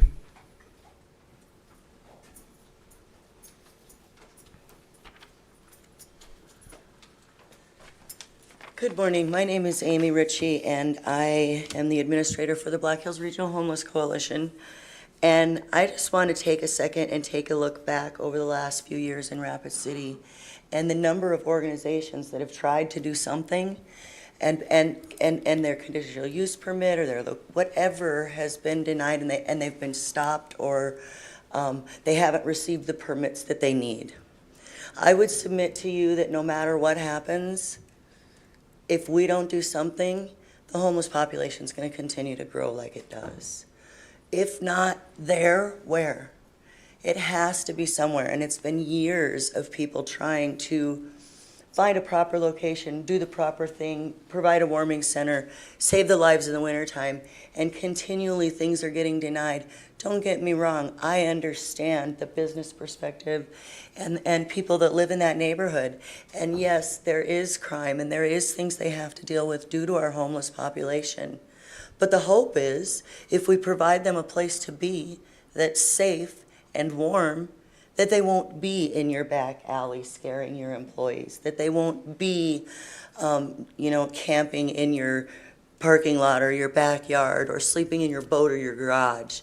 That's the goal. The goal is to provide a safe place for people to be and stay warm and not freeze to death. As far as the low barrier comments, the barriers as far as having to blow or being sober to get in, that in essence is the problem. We have locations where people that are sober can go. They can go there. We have that. We have the mission where you can do that. We do not have a safe, respectable place for people that are under the influence to go. I've heard a couple of people here mention One Heart. I feel like our city doesn't understand our services. You can't just go up to One Heart and knock on a door and say, I need a place to sleep, right? So I think as a city, it's our job to maybe educate the public on what the services are and where the gaps are, and this is one way to do that, to provide a fill for that gap where the people that are out there right now, I guarantee you if they had a place to go, most of them would. They wouldn't be outside. Some of them do, some of them would choose that, and that's always going to be the case. But, going forward, we just have to know that if not here, where? And if not now, when? How long do we wait? How many years do we deny?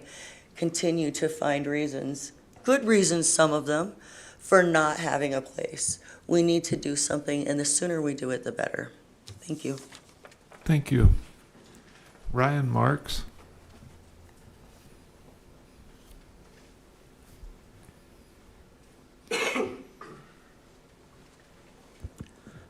Thank you, Mr. Chair, council members, committee members, my name is Ryan Marks, Section Chief with the Rapid City Fire Department. I run the Mobile Integrated Health Program, which encompasses the mobile medics and our community health workers. Just want to clear up a couple things. Amy said it very, very well. Some will always choose. During the winter months, on a nightly basis, individuals from the fire department, individuals from the police department, quality of life, our contractor Journey On, park rangers with the city. They are all out doing extra patrols under bridges in known locations, making contact with every single individual, be they sober or intoxicated, and asking those individuals, do you want somewhere to go? The city, and I am not promoting any one place over another, but stating facts, we have Cornerstone Rescue Mission on a daily basis in the winter months. Myself, Lieutenant Tim Doyle with the police department, Barry Tice with that care campus. We are all in daily communication. What is open as a warming shelter? Cornerstone Rescue Mission is perfect and available as a warming shelter for all sober individuals. The care campus is open nightly. They have not turned anyone away. They have not turned anyone away. Anyone who is intoxicated has a safe place to stay at the care campus. Anyone who is found at night under any bridges, we offer them multiple chances. Would you like to go somewhere warm? They choose. I do not want this. They want this. That is all I have to say. Thank you. Thank you. Deborah Jensen?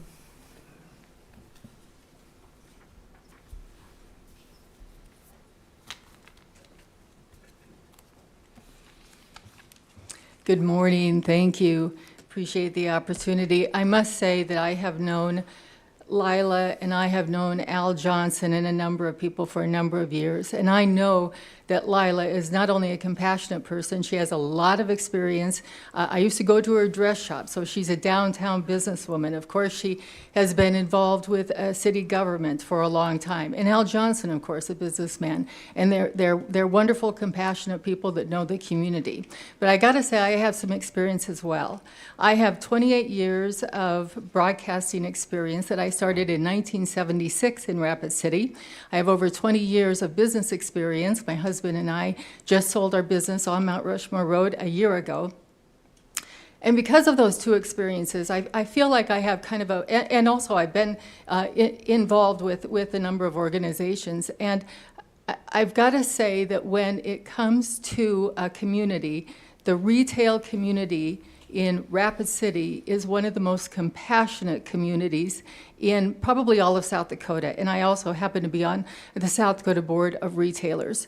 And I gotta say, the retailers really do care about our community. They care about the people who are homeless. They care about the people who are our tourists. They care about the government. And if you look at donations as an example and how the community runs, it is often run by the retailers. And the retailers also need some help. They need help also from the community, the folks who are interested in serving those who are homeless on a day-to-day volunteer kind of a business. They also need help. We need help as well. Because as a retailer for the past 20 years, I can tell you that it has been an up and down situation. The homeless have always been here. And I remember in the 1980s when David Adams was the first person who brought a homeless shelter to the West Boulevard area. And from that, the Cornerstone Mission grew, and so many wonderful services have grown because of that.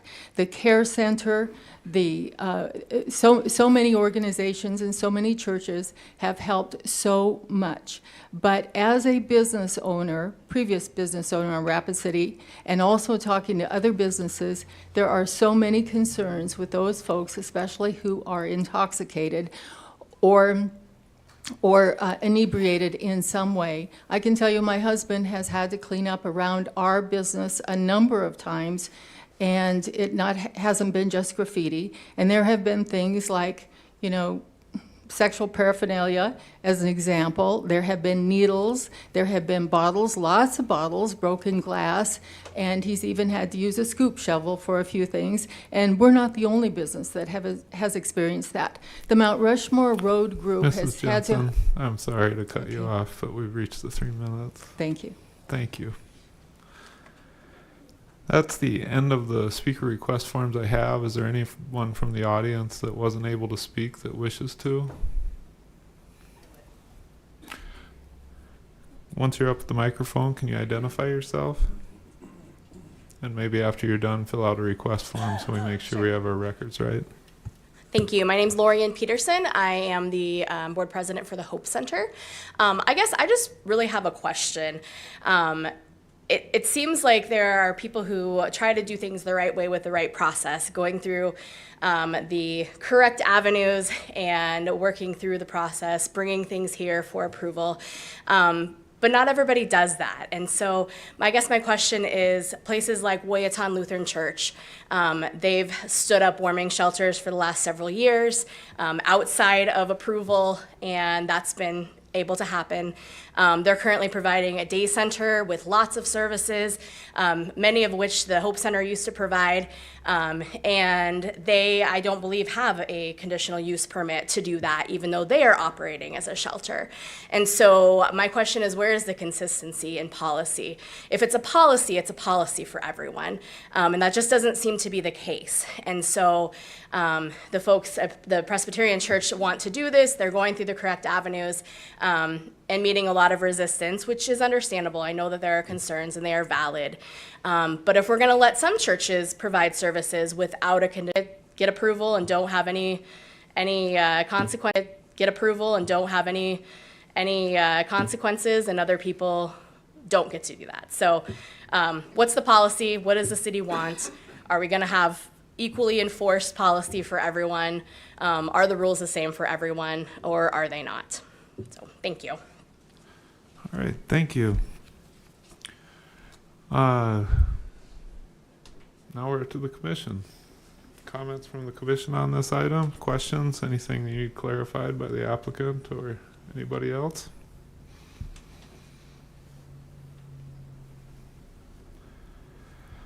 Haven Stuck? Thank you. I really would like to express my appreciation to First Presbyterian Church and all the other people that have been involved in this proposal. It's a much-needed facility for our community, and hopefully we can get it resolved at some point so that something like this is provided on maybe even a more expanded situation. I cannot, however, support the application at this location. Pat Roseland? Thank you. A few weeks ago, Lila Melhoff and I had coffee, talked about this situation. And as one thing I want to say that I respect Ms. Melhoff tremendously, what she's done and what she has done and what she plans on in the future.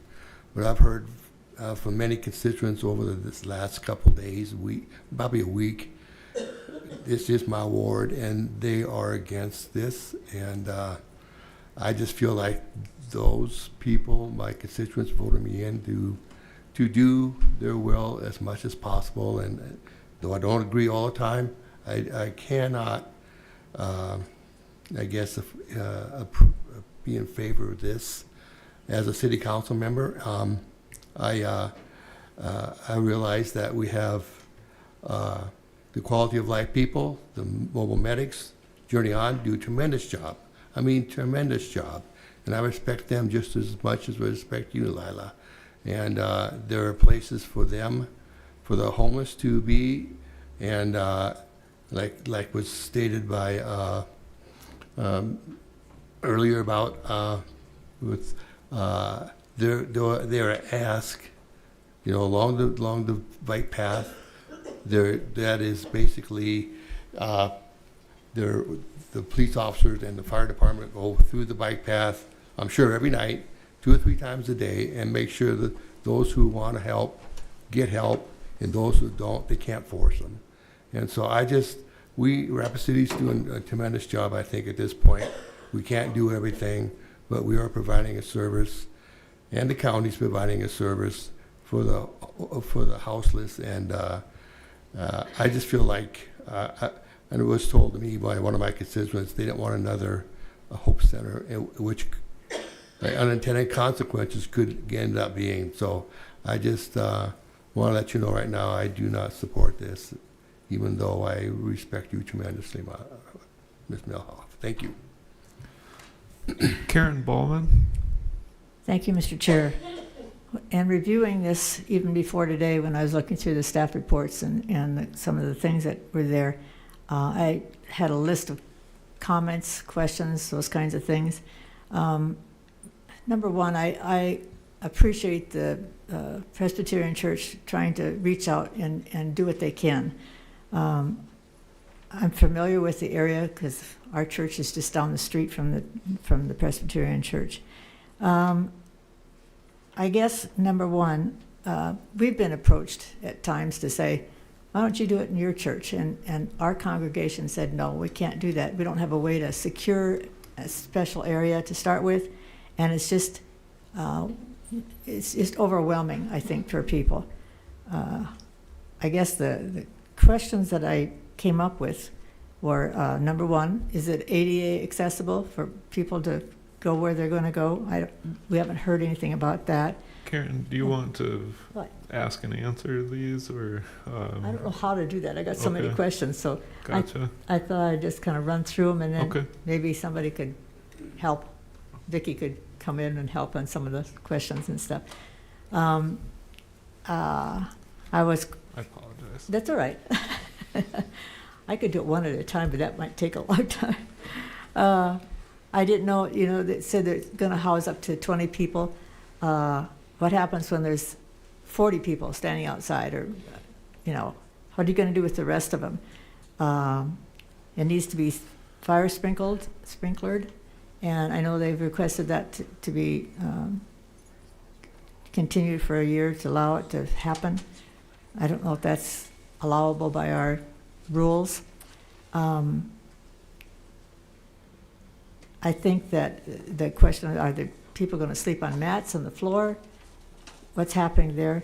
I understand that the door that they come in is going to be off the parking lot. And that I wasn't clear about before. And according to what I read, it was supposed to be priority for women and children, but I understand it's for anybody who comes through. It's not just women and children. It could be all men. Does the congregation of First Presbyterian Church, I can't even talk, have they approved this? Is this something that the whole church body is approval of? There's a lot of things that I had concerns about, and if there's some that can be answered, that'd be great. I think there is a separate spot that people can go to the Hope Center or places, and the community policing and fire department that go out, they're excellent. Journey On is excellent. They've been working with people, and nobody wants to let people be out in the cold. And if they can get some help, I think there are places that can do that. So I'm not going to keep going. I know that there's going to be loitering, because if people stand in line to come at 5:30, not a lot of homeless people have watches, and some of them do. They have phones and stuff, but some of them don't, and they're going to be standing in line waiting for that door to open every night. And I've seen that just from our church, and so there will be some loitering. That's to be expected. So anyway, I will stop there. If there's anything that I've said that can give answers to any of my comments, that's fine. If not, I'll just at least let them know that is my concerns. So. Mr. Chair, Vicki? I think if you'll bear with us, I think between Lila and the church representatives, Chip and myself, we can run through that list pretty quick. As far as ADA accessibility goes, in order to introduce this use and the fire suppression, it will trigger a building permit, and we will ensure that it is ADA accessible, that there's ADA availability in the bathrooms, etc. Because there's sleeping now involved in the structure, and in addition, that some of the clients may be intoxicated, the fire department did identify that this had to be fire suppressed. And if you'll allow, Mr. Chair, I'll kick it to Chip to reiterate the importance of that at this point. Chip? Mr. Chair, the fire sprinkler it's a state law, city law too, that this type of use requires fire sprinkler installation. And we've worked with churches last 10 years. Many of them have installed fire sprinklers due to they want to add a daycare or educational facility, and we work with them on phases. So on getting the whole structure protected. For this instance, we would need the sprinkler system in there before we could allow overnight sleeping, but we could also okay the water line size that's currently in the building, and we work with the sprinkler company in the church to see how many sprinkler heads will actually work with that size water line, so we could get that done and put in place. And then if it's sufficient enough water line size, we might okay it till the water line needs to be replaced. And there's also the grant through the city, not the grant, the loan for fire protection installation, retrofitting buildings, that we could work with finance office on that and work with the church too. So, but definitely the fire sprinkler system and fire alarm would have to be in place before we could allow overnight stays. Vicki, I'll go back to you then. I think the rest of the questions should really Okay. go to Lila and representatives for the program. Karen, I'll ask you to sort of ensure that your questions are being answered, but Adam. Yeah, there was a lot of them there. Yeah. Thank you. I'll try to take a stab at my best memory. You know, is the church all in favor of this? Well, I mean, anytime you get anybody together, nobody's in favor of, you know, my family's not even all in favor of pizza for dinner, and I think that's a crime. But we haven't brought it to our church because, unfortunately, we have to ask you all for permission to do our mission. And so there's no sense in asking our church for if they're all on board with something that you all are sitting here and everyone I've heard speak says that they're not going to allow it. So our church session was in favor of receiving the request from HESAPA. Our church leadership voted unanimously to apply for this conditional use permit so that we would know what roadblocks were going to be put in our place and put in our way. ADA accessibility, yeah, we can look at all that. We do have an elevator that accesses the level there where sleeping would occur. In the operational plan, it would be the plan for folks to be sleeping on cots, not to be sleeping on the floors like the overflow that's happening right now at the rescue mission. What were some of your other questions, ma'am?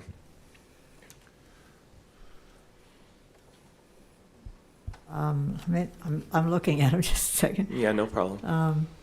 What happens if there's more than 20 people show up? What are you going to do with the rest of the people? Yeah, I mean, that's right now we've got people that are choosing to sleep outside. So if we've got folks that are choosing to come in, we're going to find what the best place is for them, what the best place where we can direct them to. Lila, did you want to answer that? Sure. So we plan on to mitigate the people, lots of people coming, even though we have maybe only room for 15 to 20 people. We are going to transport the people who are not able to stay with us or call Journey On to have them transport as well. And I'm sorry, what was your last question, Karen? That was it. That was it? Okay. Yeah, I mean, if the issue that police and fire are encountering is trying to find people and getting them off the street, then it's a nice problem to have if we can line them up and let you know that they're ready to go. Also, we would, we've gotten cots. You asked about cots or pads, but we actually have cots that were provided to us from Great Plains Tribal Health Leaders Board. So I know that was one of your questions there. And then, so low barrier seems to be another issue.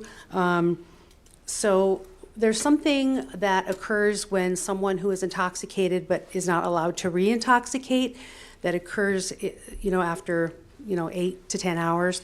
It's called, something that we call, it's a clear thinking concept, and that is the time when we can actually talk with them in the mornings and discuss recovery and healing, right? So we're talking about not just housing the relatives, but also working actively with them to walk through a process. And we have a grant that we're probably going to get, we're pretty sure we're going to get it, to actually work with the Native population. It's going to be inclusive, Native inclusive, but we're also starting with the grief recovery method, which actually helps them address loss.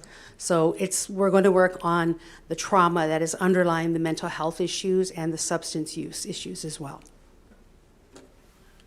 Karen? Okay, I have one question that maybe I didn't express.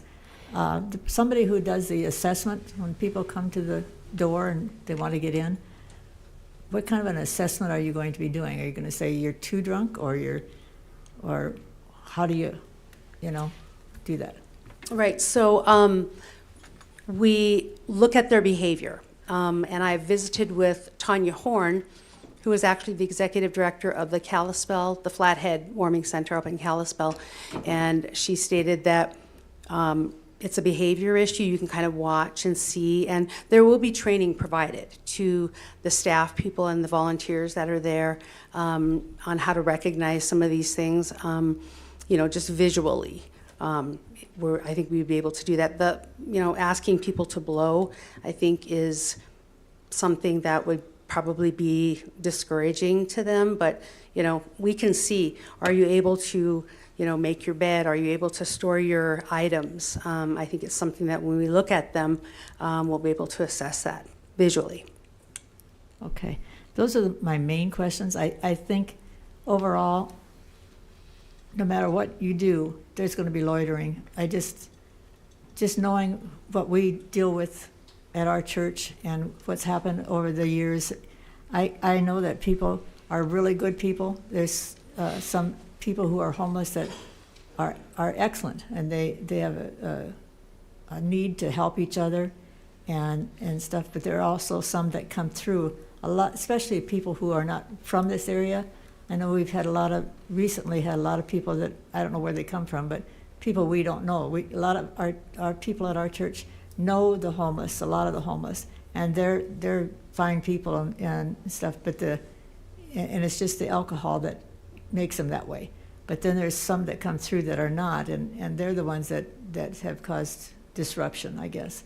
So anyway, that's my comment, I guess, is it is a good need, but there will be loitering. So and I think, like you said, loitering is inevitable. Loitering is happening. Loitering is happening on our campuses. People are sleeping on our campuses. People are defecating on our campuses.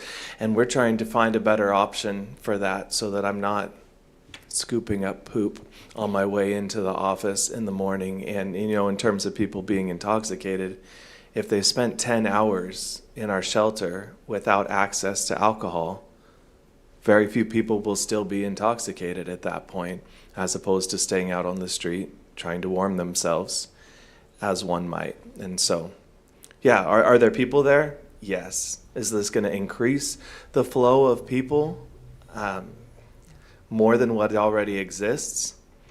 That's hard to measure. There's lots of services downtown already, and the people are already there. Mr. Chair, I need to jump in. We'll need a motion to extend the meeting past 9 o'clock. Good catch. Sorry, this is a procedural for us. Is there a motion to extend past 9 o'clock from the commission? All right. Eric Heikus made the motion. Haven seconded the motion. All those in favor, please say aye. Aye. Any opposed? All right. Extended. Karen? One more comment, I guess. At our church, we had landscaping and things that we've had for years and years, and we had a lot of people sleeping behind our bushes and behind our trees and that kind of thing. And we had the police department come down and take a look at our property, and we removed a lot of that landscaping just to mitigate some of the issues that we had.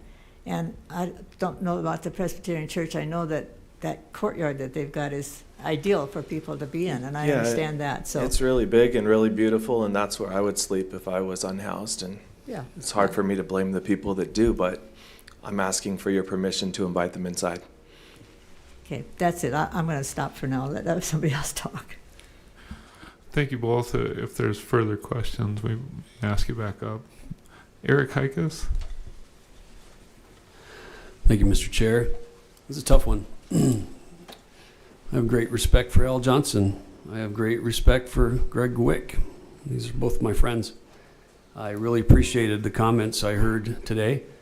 I'm wavering back and forth on both sides of this. There's some great arguments here, and this is a great show of democracy in place. I really appreciate that. I know we had a chance to relocate the Hope Center. We had that possibility. This is a proactive solution by the church, and I think it's part of their mission. They should be allowed to pursue that. I'm going to state that I am going to probably side with the church on this one, and their ability to conduct their mission and show grace and humanity. I think that's important. I think we should all be considerate of that. I have heard solid arguments on both sides of this today. It's just that little inkling of humanity is the little angel or whatever on my shoulder right now talking to me on this one. So that's my comment. And I know sometimes the minority report or the minority comment needs to be heard. So there it is. Thanks, Eric. Alicia? Thank you. I think I'll echo a couple of the ideas that Eric raised, or not necessarily echo them, but add to them, thinking about a lot of good comments that we heard today, and there's so many unknowns of the potential sort of positives or negatives this could have in the community. And I think based on this, following the staff stipulations, including some of those safety concerns, if the organization doesn't rush it and is able to work with fire, which seems helpful in terms of, you know, navigating code for existing water lines and whatnot. If, you know, the different stipulations, especially number 7, if these concerns are found in the community, then the permit can be revoked. And I think that's really important to think about. If a lot of the, you know, potential negatives prove to come to light, then it's something that, you know, can be taken away, the permission from the city. From a background in architecture, I also think it's really interesting to think about how existing structures and infrastructure in a community can be used to serve evolving needs. And, you know, culture and people change much more quickly than a well-built building. And it seems like if this building is here and it's heated, and these groups have come together to have volunteers and a staffing and operational plan to try to meet a new need in the city, or new since whenever this building was built over 100 years ago, that we approve it with the stipulations that the staff set forth. Thank you, Alicia. Other comments or questions from the commission on this one? What? All right. I'll just echo what the most people have said on this already. Tough question. There's certainly a need for supporting those vulnerable in our community. I struggled mightily with this, but where I'm coming down is an area can't be everything. You know, we can't have an area of town provide all the social services, provide everything for tourists, provide everything for business, provide everything for residential. And what I've seen in our downtown area is there's a certain, it is going to be where people gather, those that are housed, those that are unhoused. And there's it's a hard thing to continue to increase the amount of services offered the unhoused, because the downtown already gets so much of that. And unfortunately, I see that the investments that the city has made in downtown in inviting tourists and inviting businesses here, I think we have to respect that and ask the folks providing social services to consider other areas. And that's where my vote's going to lie. Anybody else? Anybody ready for a motion? Brooke? Thank you, Mr. Chair. Maybe not popular, but I would make a motion to deny the permit to allow emission. All right. Brooke made a motion to deny the conditional use permit, and Haven seconded that motion. Any discussion on the motion? All those in favor of the motion to deny, please say aye. Aye. Aye. Those opposed? No. Can we do a roll call, Andrea?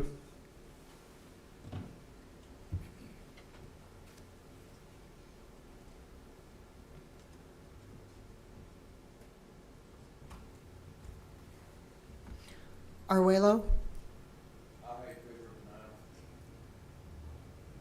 Braun? Aye. Bullman? Ginzinger, or Ginsburg? Gallagher? Hikas? Kaufman? Stuck?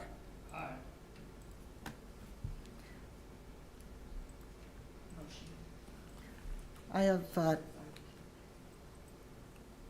motion passes. Okay.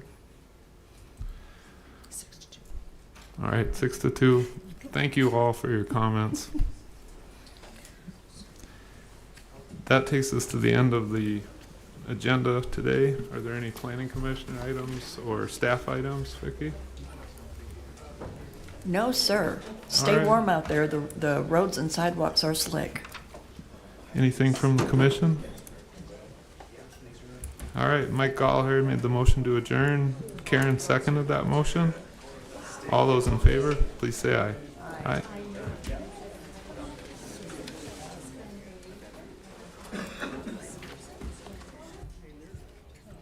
Vicki, question on the continuation. Is that written anywhere? Is it just because we, or is it just because we have the meeting room until, do you remember? Right?